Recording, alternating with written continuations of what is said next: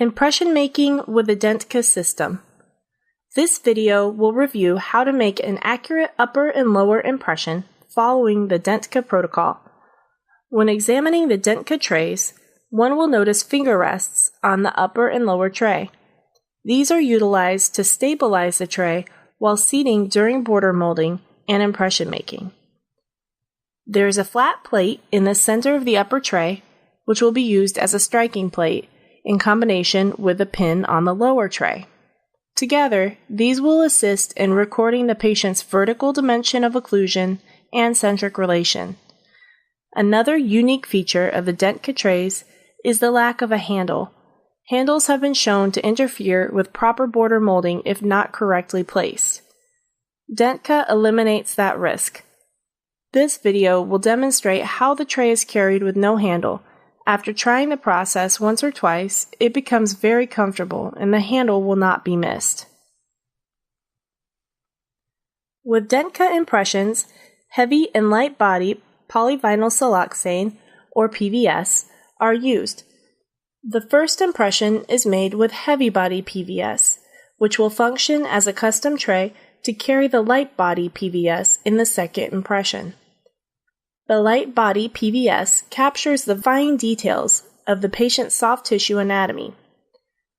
Border molding is completed at both stages with heavy body and light body PVS. Tray adhesive is not necessary due to mechanical retention of the trays. In the appropriately sized upper tray, completely fill with an even layer of heavy body PVS with careful attention to completely cover all borders as well as the palatal area. Using the finger rests, fully seat the tray in the patient's mouth. Some resistance should be felt with complete tray seating due to the heavy viscosity of the material. Border molding movements should then be completed. Throughout border molding, consistent pressure is maintained on the finger rests. More exaggerated border molding movements when pulling the patient's lip and cheek to capture the frena and vestibular borders will help prevent overextension. Other types of movements include having the patient open and close and move side to side to prevent any impingement of the condyle or masticatory muscles. And having the patient pucker and smile wide will help avoid any interference from the muscles of facial expression. Upon removing the tray, evaluate the impression for any areas of tray show-through. Tray impingement may result in high or sore spots in the final denture. Relieve these areas with an acrylic burr, such as an E-cutter or a pear-shaped burr on a straight sleeve handpiece. These areas will be filled in with light body PVS, so don't worry too much about over-reducing. Under-reducing is more of a concern, as that may result in tray impingement. Completely cover your heavy body material with a light viscosity or extra light viscosity PVS material, including covering all borders.